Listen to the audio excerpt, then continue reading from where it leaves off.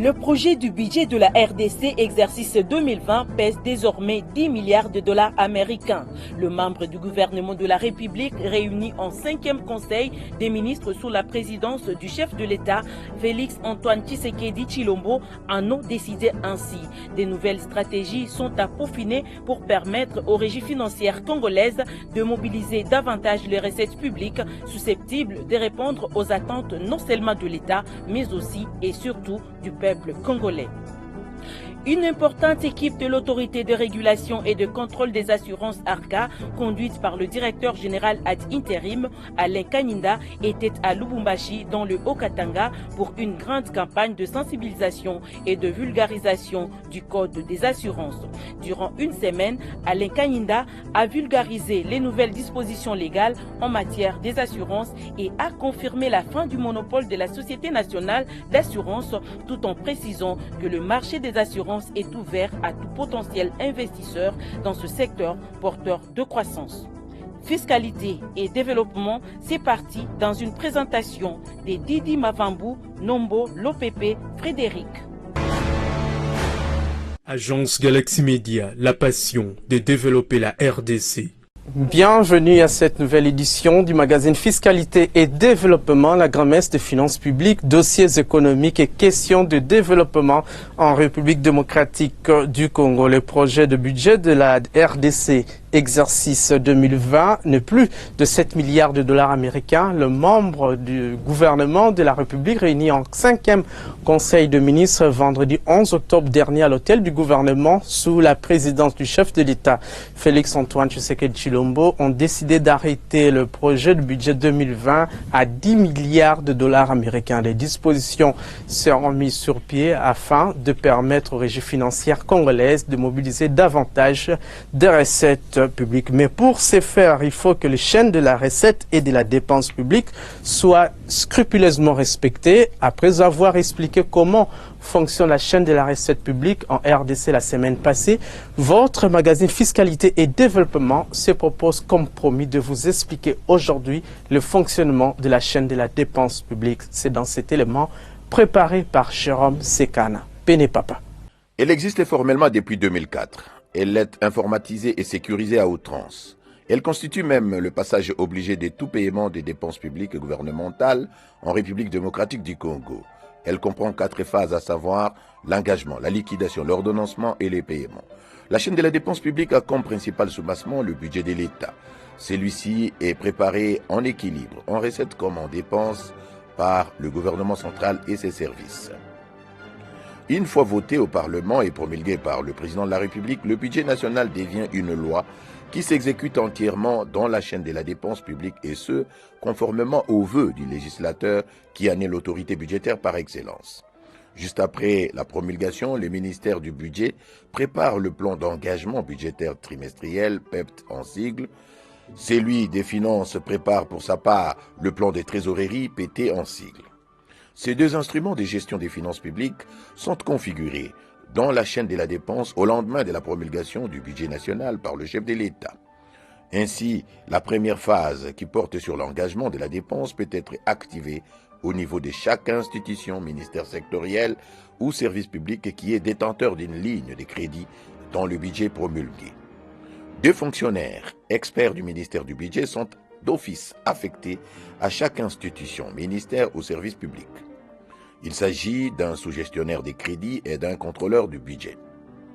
Ces 2 experts travaillent avec les responsables financiers du cabinet de chaque entité éligible au budget de l'État.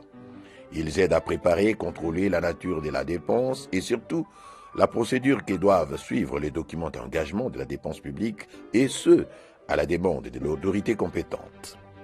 Les documents d'engagement arrivent ainsi au ministère du Budget avec les signatures de ces 2 fonctionnaires. Ainsi commence la deuxième phase sur la liquidation de la dépense publique au ministère du Budget. C'est ici où toutes les lignes de provision budgétaire ainsi que les différents soldes budgétaires sont gérés. Il s'y passe la vérification de l'éligibilité de la dépense publique, l'analyse des termes de référence des différents contrats dont le paiement est à charge du Trésor public, etc., etc. Toutes les informations ainsi collectées sont envoyées électroniquement et physiquement à la direction du contrôle budgétaire où les dossiers est encore passés au peigne fin. Un dossier des paiements est créé à ce niveau avant que le ministre du Budget ne puisse recevoir le fichier du paiement dans son ordinateur. C'est le ministre du Budget qui liquide la dépense, c'est-à-dire il approuve la dépense. Il a les pouvoirs de dérogation. En d'autres termes, c'est lui d'orienter la dépense vers une autre ligne budgétaire au cas où la ligne d'origine n'a pas suffisamment de ressources pour couvrir la dépense exigée. Le ministre du Budget gère un tableau de bord qui contient toutes les lignes budgétaires telles qu'elles sont créditées ou débitées. Les dossiers arrivent au ministère des Finances pour être ordonnancés par le bureau de l'ordonnateur délégué du gouvernement, OD en sigle. Celui-ci donne ses avis après avoir vérifié à la loupe si la dépense est éligible et régulière. En cas d'anomalie, il a le pouvoir de retourner les dossiers au budget pour des éventuelles corrections. Si tout est correct, il transmet les dossiers au directeur du Trésor et de l'ordonnancement, DTO en sigle. Celui-ci s'approprie les dossiers et lui attribue un numéro DTO avant de l'envoyer au ministre des Finances, qui est lui ordonnateur général du gouvernement. Le ministre des Finances a le pouvoir de déclarer et d'autoriser la dépense. C'est ça l'ordonnancement, car il ordonne à la Banque centrale du Congo de rendre effectif le paiement. Mais avant d'ordonnancer, il prend soin de vérifier le niveau des recettes encaissées par rapport au plan des trésoreries consolidées, c'est-à-dire par rapport aux dépenses urgentes décidées sous l'autorité du chef de l'État ou du Premier ministre, en accord avec le ministre de l'Économie, celui du Budget et le gouverneur de la Banque centrale du Congo. La dépense publique peut être engagée et liquidée, mais si le ministre des Finances n'a pas suffisamment de provisions des recettes pour couvrir les dépenses exigibles, en tout cas, il peut la reporter, la morceler ou sélectionner quelques dépenses prioritaires à payer selon la disponibilité en présence. Ce rigoureux arbitrage n'est dévolu qu'au ministre des Finances qui a la signature du décaissement. C'est pour cette raison qu'on l'appelle l'argentier national. L'argentier national a le pouvoir de rappeler tous les dossiers, même s'ils sont déjà au bout de la chaîne, c'est-à-dire à la Banque centrale du Congo, prête à être payée. Car c'est le ministre des Finances qui a la décision sur le choix des dépenses prioritaires. C'est ce que vient de faire d'ailleurs l'argentier actuel, Célé Alagouli, parce qu'il n'a pas voulu bousiller les quelques ressources disponibles qu'il a trouvées au Trésor public pour des dépenses non prioritaires qui étaient déjà en instance de paiement, alors que ce même Trésor public encaissait déjà, fin août 2019, un déficit, tenez-vous bien, de plus de 245 milliards de nos francs. Voilà pourquoi Célé Alagouli, en financier averti, a recouru à l'emprunt public en lançant les bons du Trésor au niveau de la Banque centrale du Congo en vue de ponctionner 150 milliards de francs congolais dans l'épargne des agents économiques et tenter de colmater les brèches en visant 3 objectifs majeurs, à savoir, primo, combler la contre-performance des régies financières pendant le 3e trimestre 2019, secondo, investir dans les infrastructures de base pour fluidifier l'économie nationale et tertio, enfin, relancer le marché financier en République démocratique du Congo. La validation ou la non-validation des dossiers de paiement est suivie en direct dans les systèmes informatisés de la chaîne de la dépense par le DTO. Dès que le ministre des Finances ordonne la dépense, le DTO attribue un code au dossier qui lui est renvoyé dans les systèmes par l'argentier national. Ce code généré par le DTO s'appelle Ordre de paiement informatisé au pays en sigle. Il est doté d'un numéro identifiant unique et infalsifiable. Puis s'ensuit la phase du paiement. La Banque centrale du Congo reçoit l'OPI sous forme d'un fichier codé avec toutes les précisions sur chaque paiement. le nom du bénéficiaire, montant à payer, code du comptable public principal qui doit percevoir l'argent, le numéro de virement de la banque commerciale qui doit finaliser ou exécuter les paiements, etc. etc. C'est ce qu'on appelle la domiciliation du paiement. Ainsi, le paiement est effectué à la Banque centrale du Congo, soit viré dans un compte bancaire ou encore au guichet d'une banque commerciale selon les cas. La chaîne de la dépense publique se termine ici. La chaîne de la dépense fonctionne dans un réseau interconnecté par les faisceaux électroniques. Tout paiement ou décaissement qui s'effectue en dehors de ces circuits officiels qu'est la chaîne de la dépense est un détournement pur et simple des deniers publics punissables par la loi en République démocratique du Congo.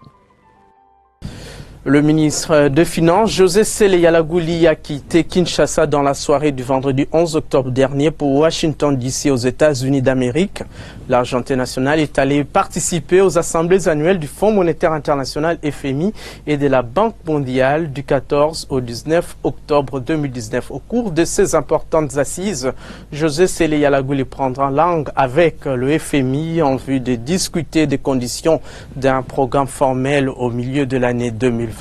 Il discutera également avec la Banque mondiale pour formaliser l'octroi d'appui budgétaire. Entre-temps, Junior Matamelanga, vice-ministre des Finances, a accueilli le 7 octobre dernier dans la soirée à l'aéroport international de Njili. Le président du groupe de la BAD, Adesina Akenyumi, était venu ici participer à l'inauguration du laboratoire de recherche biotechnologie à Kalambo dans la province du Sud Kivu. Le vice-ministre des Finances a aussi reçu jeudi 10 octobre dans son cabinet de travail une délégation coréenne de la compagnie Witia. La croissance économique était au centre de leurs échanges. Jean-Louis Maseka Maloubaki, Étienne Abenga Kumba Chuma. Ce jet amène avec lui un hôte de marque de la RDC. Pour l'accueillir, un membre du gouvernement, le vice-ministre des Finances, Junior Matamelanga. Il s'agit du président du groupe de la Banque africaine de développement, Akiwumi Adesina. Il explique le but de sa venue en RDC. Cette fois-ci, je suis là parce qu'il y aura une ouverture d'un centre international d'agriculture tropicale ici à Bukavu. Je suis le président déjà là à Bukavu, donc je suis là pour lui rendre hommage et pour féliciter pour cet événement très remarquable. Le président de la BAD se retrouve dans son élément, lui qui est économiste agricole de formation. Ça fait vraiment ma deuxième fois de venir depuis que le président a pris le pouvoir en tant que président de la République. Il est mon chef frère, je viens de temps en temps de lui saluer et aussi pour lui soutenir. Je serai avec le président et avec le peuple de Bukavu. Et ce sera cette fois-ci une mission assez courte, à 24 heures, mais 24 heures qui sera vraiment très chargée avec les discussions aussi, avec le président et avec le gouvernement aussi. Durant ce court séjour, Akiwumi Adesina n'a pas caché sa passion pour la RDC. C'est en fait sa deuxième visite en l'espace de 4 mois au Congo-Kinshasa. Quelques jours plus tard, c'est le tour à une délégation coréenne de la compagnie WTIA d'être reçue par le vice-ministre Junior Matamelanga. Ces hôtes du numéro 2 des finances ont été conduits par M. Kim, président du conseil d'administration de WTIA. Son interprète nous donne la quintessence de leurs entretiens. Et on est une société basée en Corée du Sud, à Séoul, et on voudrait apporter notre savoir-faire pour développer la croissance économique en RDC. Dans quel domaine exactement? Alors dans le domaine essentiellement de tout ce qui concerne la crypto-monnaie et tout le système de blockchain. Ces échanges ont été très productifs. On a pu avoir des contacts avec des membres du gouvernement et on pense qu'on va continuer sur ces bonnes bases. D'apporter toute notre expertise dans tout ce qui concerne la crypto-monnaie, la blockchain et apporter tout notre savoir-faire pour permettre le développement du pays. Dans le programme du président de la RDC, c'était le projet de la digitalisation du pays et je pense qu'on peut vraiment apporter un vrai plus dans ce domaine-là. Donc tout ce qui est Internet, crypto-monnaie, je pense qu'on peut vraiment aider le pays à ce niveau-là. Très satisfaite de cet entretien, cette délégation coréenne se dit prête à accompagner le gouvernement de la RDC dans sa quête du développement. La maximisation des recettes fiscales et non fiscales passe par l'amélioration des conditions de vie et de travail des cadres et agents des régies financières. C'est dans cette optique que le projet d'appui à la modernisation des ressources internes et à la modernisation de finances publiques, coordonné par la cellule d'exécution des financements en faveur des États fragiles CFF sur financement de la Banque africaine de développement BAD, a acheté les engins roulants aux régies financières et à la direction de reddition des comptes. La remise officielle de ce véhicule par le ministre des Finances, José Sele Yalagouli, a eu lieu le jeudi 10 octobre dernier à l'École nationale des finances. Témoin de l'événement, Patience Vumili Abokole et Céline Boumba Angelani Lagrasse.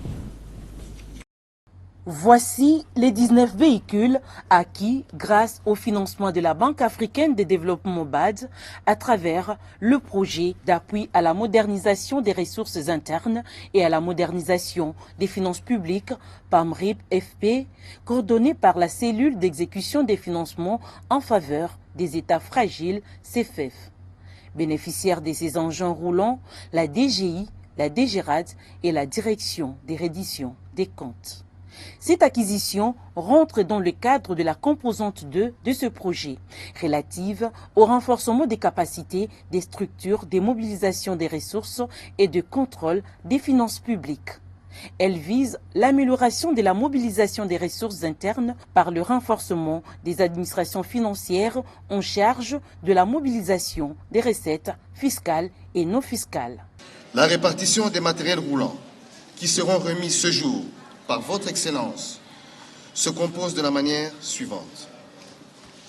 10 véhicules à la DGI, comprenant un véhicule tout-terrain 4x4, full option, 2 véhicules tout-terrain 4x4 standard, 7 véhicules pick-up double cabine, 5 véhicules pick-up double cabine pour la DGRAD, un véhicule pick-up double cabine pour la reddition des comptes, 3 véhicules pour le cabinet de son Excellence, Monsieur le ministre des Finances.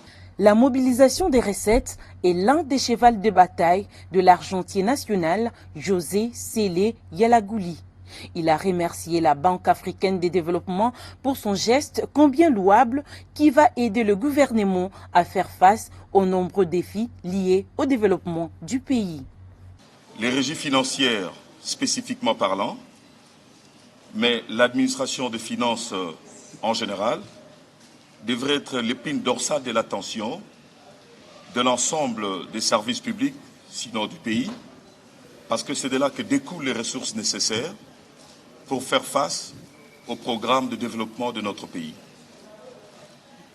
Et sur base de cette vision, le gouvernement, avec les moyens des bords, mais également avec l'appui de ses partenaires au développement, pour le cas échéant, il s'agit de la Banque africaine de développement, n'ont ménagé aucun effort pour rendre réaliste et rendre vivant cette ambition. Je voudrais, pour terminer sur ce chapitre, saluer l'engagement professionnel de la coordination qui a passé les marchés de manière tout à fait compétitive, sans qu'il y ait de dépenses inéligibles auxquelles le gouvernement continue encore de faire face pour un certain nombre de projets, alors qu'en ce qui concerne tous les projets confiés à cette structure, il n'y a pas de dépenses inéligibles, donc il faut reconnaître ces niveaux de professionnalisme. La remise officielle des véhicules aux bénéficiaires, notamment au directeur général ad intérim des impôts, à celui de la DGRAD ainsi qu'au directeur de la DRC, s'est déroulée dans une ambiance bon enfant. Pour faire face à beaucoup de contraintes de travail harassant, on vous dote des véhicules pour que vous ne puissiez pas arriver en retard. Pour les bénéficiaires qui ont remercié le bailleur de fonds et le gouvernement, cette acquisition va donner un coup de pouce à la mobilisation des ressources pour le compte général du Trésor public. Nous osons croire que ce n'est pas le dernier geste et qu'il y en aura encore d'autres pour pouvoir soutenir les administrations fiscales que nous sommes ou les administrations tout court dans la réalisation de nos missions. Et donc nous remercions très sincèrement le gouvernement et surtout que ceci s'inscrit dans la vision, n'est-ce pas, du chef de l'État qui voudrait vraiment avoir des administrations très efficaces. Merci pour avoir songé à nous, pour renforcer la capacité de notre rendement. Nous sommes une direction technique de l'administration des finances au tout court du ministère des Finances. Quand on nous dote d'un moyen de mobilité, ça nous renforce de par le travail que nous rendons, de par les besoins que nous avons sur le terrain pour que nous puissions accomplir notre mission telle que définie par la Constitution et la loi financière. Cette dotation des véhicules au service mobilisateur des recettes par la BAD tombe à point nommé car le gouvernement Ilukamba a plus besoin des ressources internes pour la réussite de son programme. Rendons-nous à présent à la primature où le Premier ministre Sylvestre Ilukamba a traité plusieurs dossiers d'intérêt national. Commentaire passant Vumidi Yabokole sur les images du service de communication de la primature. Plusieurs points ont été examinés au cours de la 3e réunion du comité de la conjoncture économique qu'a présidé le Premier ministre Ilunga Ilukamba, entouré des membres permanents du dit comité et d'autres membres du gouvernement. Au cours de cette réunion, l'analyse du cadre macroéconomique est passée au peigne fin. À ce sujet, Élisée Munembwe, vice-premier ministre en charge du plan, a présenté la note économique qui renseigne sur le comportement socio-économique du pays. Ce qui a permis au comité de proposer des solutions afin de cadrer toutes les actions du gouvernement. Le comité de conjoncture a reçu aussi le rapport de la mission que le ministre du commerce extérieur et la ministre de l'économie nationale ont effectué dans le Haut-Katanga et dans le Lualaba, ainsi qu'en Zambie, pour mettre fin à la crise de la farine de maïs. Aujourd'hui, nous parlons, la situation est redevenue à la normale. Et évidemment, le secteur de l'enseignement supérieur universitaire aussi s'est invité avec des dossiers importants pour préparer dans la paix la rentrée académique 2019-2020. Autre dossier examiné par le comité de la conjoncture économique, le dégât causé par la pluie diluvienne dans plusieurs communes de Kinshasa le mercredi 9 octobre dernier, notamment sur la route nationale numéro 1, à plusieurs endroits, dont au quartier du Mez, dans la commune de Mongafula. Des instructions fermes ont été données au ministre des Finances, Sele Yalagouli, afin que le devis présenté par le vice-premier ministre en charge de l'ITPR soit exécuté. Je viens d'obtenir la réponse auprès du Premier ministre qui vient d'instruire le ministre des Finances de décaisser un montant dans les 40 minutes qui suivent et les engins seront d'ici 17 heures sur des sites importants, surtout sur la nationale numéro 1. C'est sur la nationale numéro 1 au niveau de l'UPEN. C'est la société chinoise Grec 7 qui avait commencé les travaux, mais qu'ils avaient interrompu depuis le mois de mai. Là, la solution, nous venons de la trouver. Préoccupé par la stabilité du territoire national, Ilunga Ilukamba a échangé une fois de plus avec le caucus des députés nationaux et provinciaux, ainsi que les sénateurs originaires du Congo central autour de l'arrêt de travail à la congolaise des voies maritimes, des infrastructures pour le développement du Congo central et du scandale sexuel qui touche le sommet de la province. La délégation des 13 communautés du Sud Kivu, conduite par le notable Norbert Basengezi, est venue demander l'implication du chef du gouvernement Ilunga Ilukamba pour mettre fin aux violences et agressions perpétrées par les groupes armés nationaux et étrangers dans l'est du pays. Il a plaidé pour la cessation des hostilités et le retour suivi de la réinsertion des déplacés.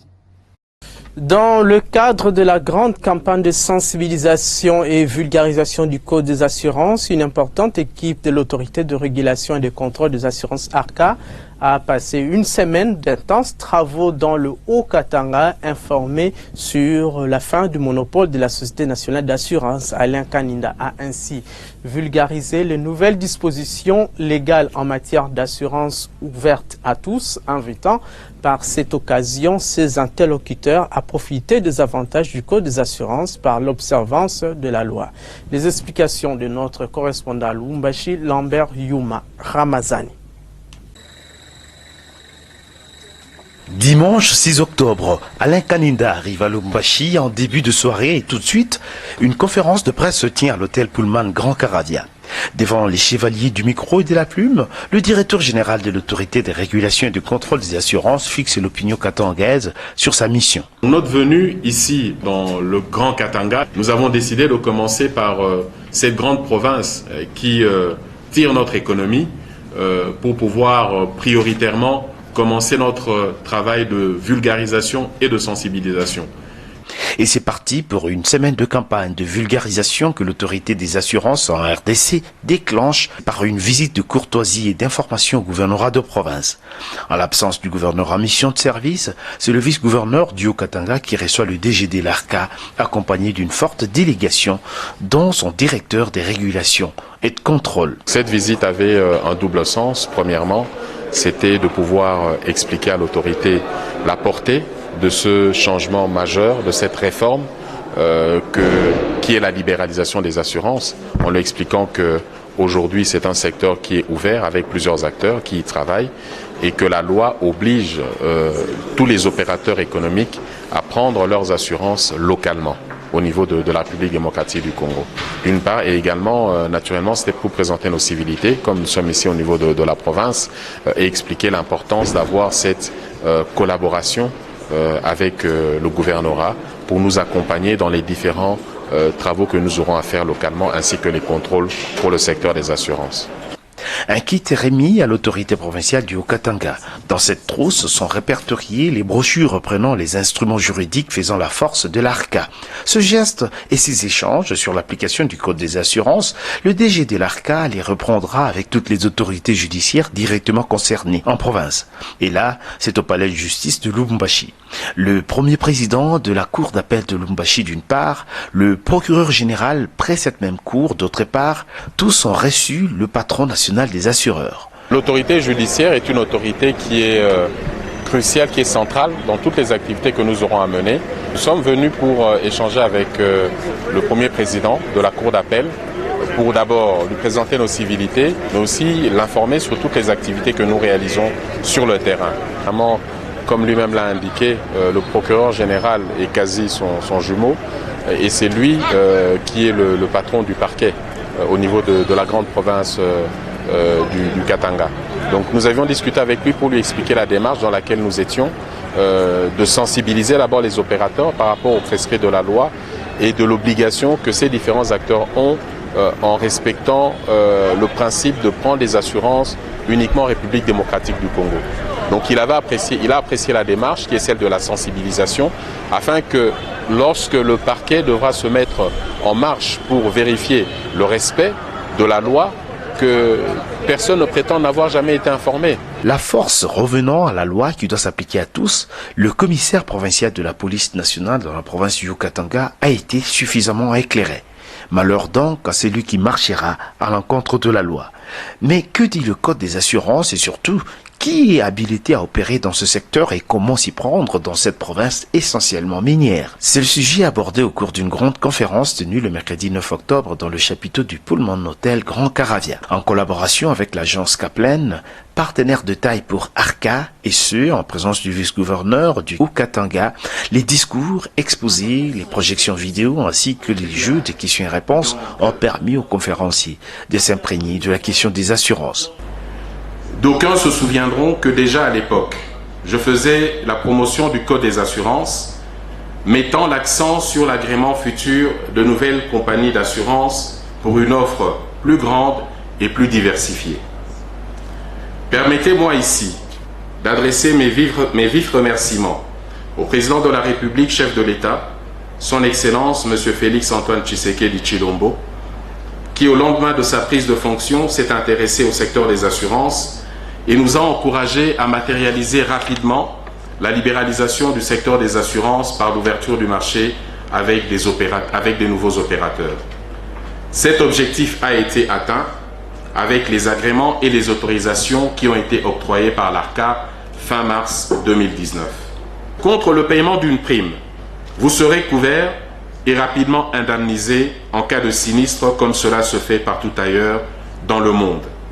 Les sociétés d'assurance et de réassurance, les courtiers d'assurance et l'ARCA avons la lourde responsabilité de redonner confiance à la population, aux opérateurs économiques que vous êtes, tout simplement en veillant à ce que les sinistres soient payés et surtout dans les plus brefs délais. Occasion pour l'équipe du DG Alain Kaninda, forte d'experts en assurance et en droit, d'user de la pédagogie pour que nul n'ignore la loi en la matière avant de passer à l'étape contraignante. C'est pratiquement la matière purement technique qui regroupera le lendemain assureurs, courtiers et juristes en la salle Kivu du Grand Caravia, en présence du représentant de la FEC Katanga. Patrick Mouland s'est dit, lui, satisfait de la démarche de l'ARCA. Je profite de cette tribune qui m'est offerte pour apprécier et saluer l'initiative qui s'inscrit dans la sensibilisation et la promotion du secteur des assurances. Car, comme vous le savez, la RDC était encore l'un des derniers pays du continent à avoir encore le secteur des assurances sous le monopole étatique.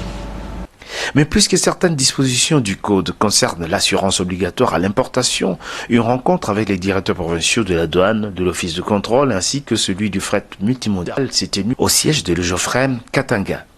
Le vendredi 11 octobre, avant de regagner Kinshasa, le directeur général de l'ARCA s'est envolé de Lubumbashi pour Kolosi en un trajet aller-retour. Samedi, fin de mission au Grand Katanga, après une semaine bien chargée pour cet homme qui, talent pionnier, ne ménage aucun effort pour jeter les bases solides d'une nouvelle ère des assurances dans ce pays où beaucoup y a à refaire, sinon à parfaire.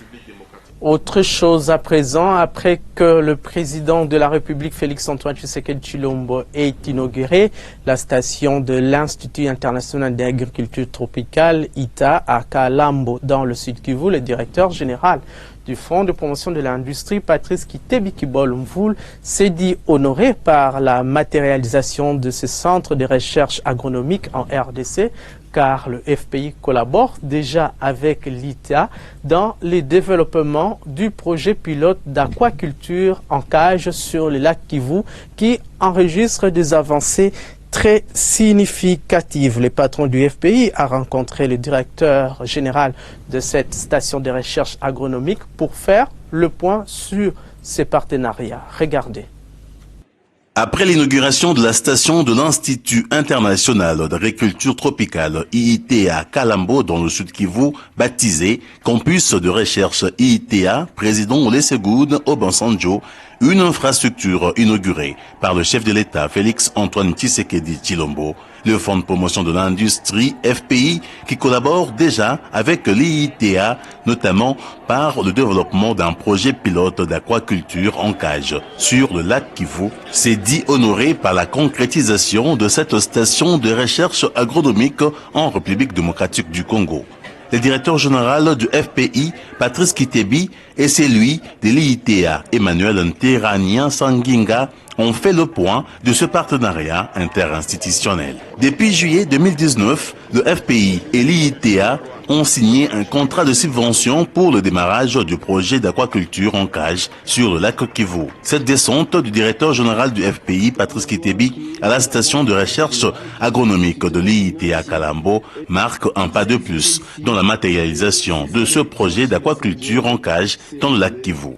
Patrice Kitebi a confirmé à son homologue de l'IITA la disponibilité du FPI de mettre en place une grande stratégie qui va développer la recherche agronomique, piscicole et de l'agrobusiness. On rappelle que la subvention du FPI en faveur du projet d'aquaculture en cage dans le lac Kivu a déjà servi à l'acquisition des cages d'élevage, d'une unité de fabrication d'aliments pour poissons, d'une chambre froide, des panneaux solaires et bien d'autres matériels, a reconnu Dr Paul Donstop, coordonnateur du projet FISH. Ils ont pensé qu'il était important et nécessaire d'ajouter d'autres aspects dans le projet, et notamment nous appuyer un peu sur l'énergie et ils ont accepté de nous donner un panneau solaire pour la production constante de l'énergie. Et aussi, il y avait des systèmes d'incubation de nourriture des poissons d'un jour qui n'étaient pas très bien et le FPI a bien voulu nous donner un appui dans ce sens-là. Et aussi, ce qu'on faisait, c'était un peu de poissons dans des étangs. Et FPI a pensé que comme il y a un lac ici, ce serait important peut-être de voir dans quelle mesure on peut essayer de travailler avec les cages et de voir quel genre de poisson peut ainsi grandir bien dans le lac. Et c'est dans ce sens-là que nous sommes entrés en collaboration. L'objectif du FPI à travers ce projet est de contribuer à la revitalisation de la filière aux poissons par l'extension de la technique d'aquaculture à l'échelle nationale afin de permettre davantage aux Congolais de se procurer des poissons frais locaux au prix abordable grâce à l'implication professionnels de jeunes Congolais. Signalons par ailleurs que ce projet fait partie de 13 projets dédiés au FPI dans le cadre du programme d'urgence des 100 jours du président de la République, Félix Tshisekedi Tshilombo. À Bukavu, dans le sud Kivu, l'entreprise minière Banro a fermé ses portes pour raison de sécurité. Une situation qui inquiète les travailleurs qui ont manifesté contre l'autorité appelé à favoriser le bon climat des affaires. Les explications de notre correspondant Bukavu, Bertin Ilyoshin. La société minière Banro a décidé de suspendre ses activités en République démocratique du Congo pour raison d'insécurité dans ses gisements. Si la situation perdure, l'entreprise risque de résilier les contrats de travail et ressortir au licenciement collectif du personnel. Face à l'incertitude du lendemain, des agents de l'entreprise ont envahi les grandes artères de la ville de Bukavu, une manifestation afin de demander à l'État congolais de concrétiser l'assainissement du climat des affaires au pays de Lumumba. Excellence, Monsieur le Président, votre vision étant d'encourager les investisseurs à placer leurs capitaux en République démocratique du Congo et de créer des emplois pour les nationaux, nous estimons à notre humble avis que vous ne permettez pas à d'autres investisseurs déjà présents à claquer la porte suite à l'instabilité sécuritaire. Sinon, ce serait vouloir une chose et son contraire. Si l'inévitable pour les agents arrive, plus de 3000 Congolais viendront s'ajouter au nombre déjà important de chômeurs en République démocratique du Congo. Doté depuis 2015 par le gouvernement de la République dans le cadre du projet d'équipement de structures sanitaires PES, de matériels médicaux destinés à la zone de santé de Kailou dans la province du Maniema qui traînait encore dans l'entrepôt central du ministère de la Santé dans l'enceinte de l'hôpital général de référence de Kinshasa, ex-Mamayemo, sont finalement arrivés à bon port. Et c'est grâce aux efforts de notables du territoire de Kailou résidant à Kinshasa qui ont mis des moyens financiers conséquents pour l'acheminement de 20 tonnes de kits médicaux dans la province du Maniema. Priska Sekana Kinzonzi Annie, bienvenue.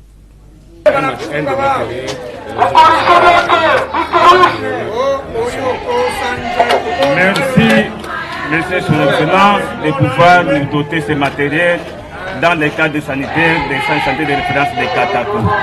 Dans un élan de solidarité, le fils du territoire de Kailo, notamment le député national Patrick Lupia et le directeur général adjoint du FPI Boniface Kassembe, accompagnés du gouverneur de la province du Maniema, Ogi Moussafiri, ont effectué les déplacements du secteur de Katakokombe afin de remettre officiellement le premier lot de kits médicaux destinés à la zone de santé de Kailo.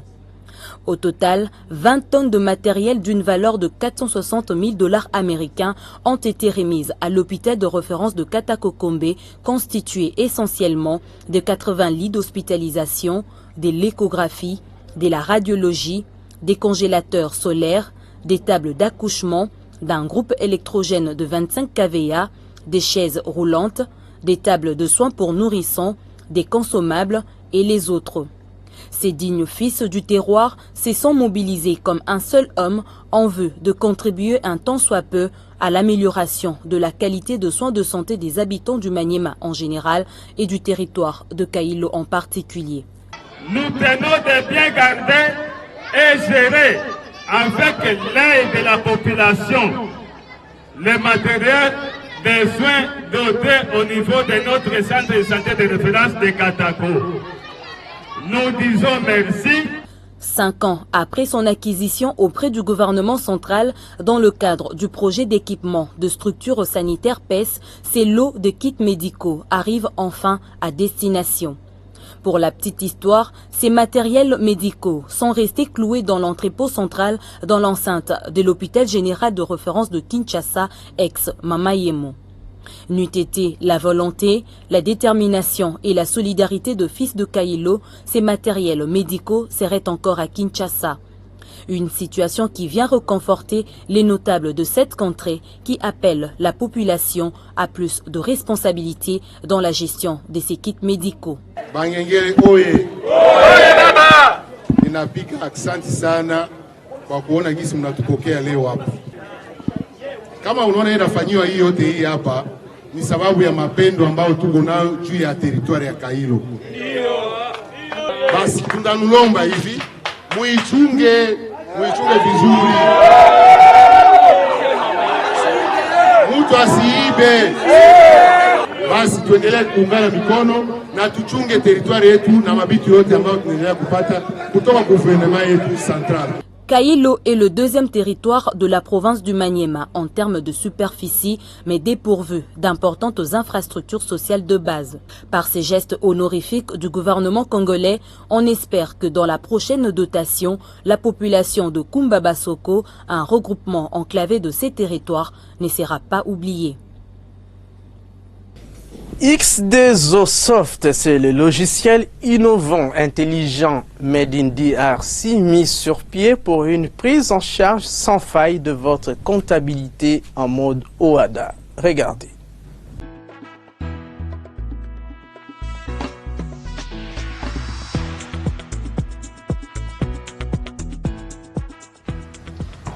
Le 12 septembre 2012 marque pour la République démocratique du Congo l'entrée en vigueur du système comptable OADA.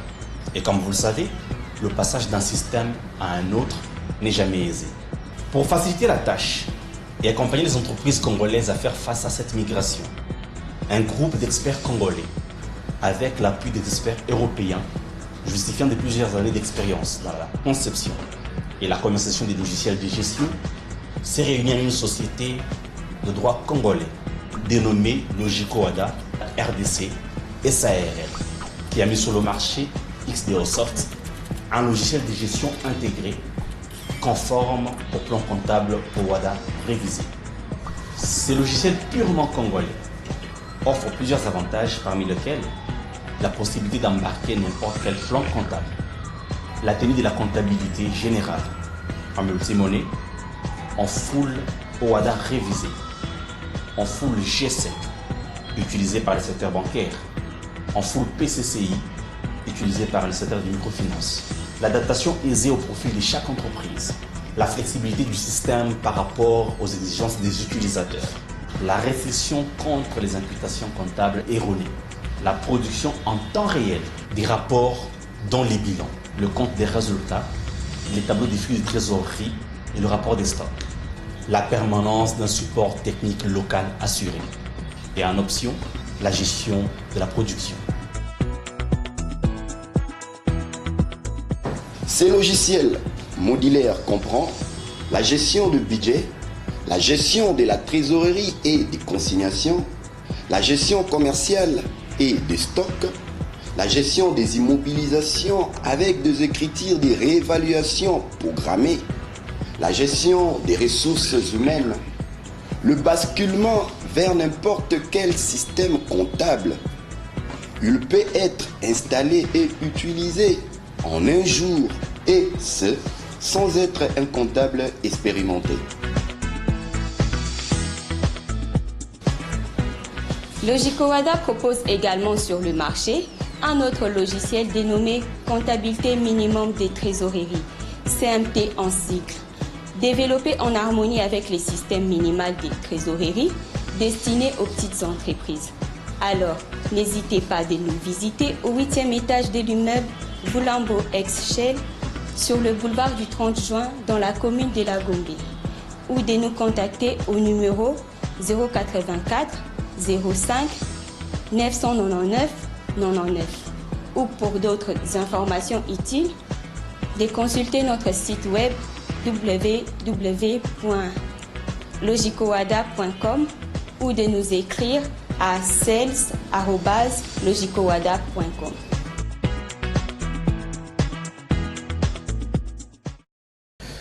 Les tendances de prix de quelques denrées alimentaires de grande consommation sur les principaux marchés de Kinshasa au samedi 12 octobre dernier sont présentées par Philo Bapeke Unkagne. 2 mois avant les festivités de fin de l'année, les prix des denrées alimentaires continuent de prendre de l'ascenseur sur les différents marchés de Kinshasa. Concernant les maïs, le prix d'un gros sac de 100 kg a connu une hausse, passant de 90 000 francs congolais à 100 000 francs congolais, soit 10 000 francs congolais par rapport à la semaine qui vient de se terminer. Nous sommes au marché de la Liberté dans la commune de Massina. Même constat fait au marché central de la commune de la Gombe, où le prix du même produit est passé de 95 000 francs congolais à 110 000 francs congolais. Au marché Zigida, dans la commune mère de Kinshasa, un sac de maïs graines qui coûtait 100 000 francs congolais se négocie à 115 000 francs congolais. Et enfin, au marché Gambela, ces mêmes produits se vendent à 110 000 francs congolais. Cette hausse des prix du maïs graines est due à sa rareté sur le marché de Kinshasa, causée par la multiplicité des taxes auxquelles sont confrontés les commerçants, ainsi qu'à l'état de délabrement de routes de dessert agricoles, accentué par des pluies diluviennes qui s'abattent ces derniers temps dans la région. Pour les poulets, les prix d'un carton de poids 13 a connu une augmentation, passant de 55 000 francs congolais à 55 500 francs congolais, soit 500 francs congolais de plus au marché de la Liberté. Stabilité par contre au marché central, où le même produit a gardé son prix de la semaine dernière à 55 700 francs congolais. Hausse au marché Zigida, où ce produit est passé de 55 600 francs congolais à 56 000 francs congolais. Et enfin, au marché Gambela, pour avoir un carton de poulet poids 13, il faut sortir 55 800 francs congolais. Cette hausse de prix de poulet est due à sa rareté sur les marchés. Cette rareté serait aussi causée par certains commerçants préfèrent stocker leurs marchandises pour les revendre plus cher à la période de fin d'année. Stabilité des prix des haricots sur les marchés de Kinshasa. Les prix d'un sac de 100 kg a maintenu son prix de la semaine passée à 150 $ américains au marché de la Liberté, 140 $ américains au marché central, 130 $ américains au marché Zigida et 145 $ américains au marché Gambela. Du côté l'huile végétale, le prix d'un bidon de 10 litres a connu une légère hausse, passant de 24 600 francs congolais à 25 000 francs congolais, soit 400 francs congolais de hausse par rapport à la semaine passée. Nous sommes au marché de la Liberté. Au marché central par contre, ces mêmes produits d'huile de 10 litres qui coûtaient 25 000 francs congolais se vendent actuellement à 26 000 francs congolais, soit 1 000 francs congolais de plus. Au marché Gambela, un bidon d'huile végétale de 10 litres se négocie à 26 400 francs congolais. Bouclons ce tour d'horizon des prix avec le sucre. Un sachet de 5 kg de la compagnie sucrière de Kulungongo a coûté 7 000 francs congolais alors qu'il s'est vendu à 6 800 francs congolais il y a de cela une semaine au marché de la Liberté. Stabilité par contre au marché central où les prix de cette denrée n'a pas changé en se vendant à 7 500 francs congolais. Au marché Zigida, il coûte 7 300 francs congolais et au marché Gambela à 7 500 francs congolais. Voilà donc les tendances des prix de quelques denrées alimentaires de grande consommation sur les principaux marchés de Kinshasa. Et puis un avis d'appel d'offres de la douane congolaise dans cette émission. Écoutez donc quelques détails à travers cette lecture de Jocelyn Babalomba. Cet avis d'appel d'offres fait suite au plan de passation des marchés de la DGDA publié suite de l'ARMP 2019. La Direction générale des douanes et accises, en sigle DGDA, a obtenu dans le cadre de son budget interne des fonds propres afin de financer les travaux de construction des centres médicaux de la DGDA, Katanga, Mbujimaï et Équateur, et à l'intention d'utiliser une partie de ces fonds pour effectuer des paiements au titre du marché numéro 10, FIN, DGDA, CGPMP, AON, 2019. La Direction générale des douanes et accises, en sigle DGDA, sollicite des offres sous pli fermées de la part des candidats éligibles et répondant aux qualifications requises pour réaliser les travaux de construction des centres médicaux suivant les plans de devis contenus dans les DAO publiés. La passation des marchés sera conduite par appel d'offres ouvert tel que défini dans la loi relative aux marchés publics et ouvert à tous les candidats. Les candidats intéressés peuvent obtenir des informations auprès de la Direction générale des douanes et accises en sigle DGDA. Soit vous pouvez les contacter au numéro +243 81 70 42 850, soit +243 99 999 18 58. La personne responsable des marchés, Deo Rugwiza Maguera. Merci de nous avoir suivis à Kinshasa, Sekebanza et Kinshasa. Nous sommes là dans la province du Congo central. Très bonne suite de programmes en compagnie de cette chaîne.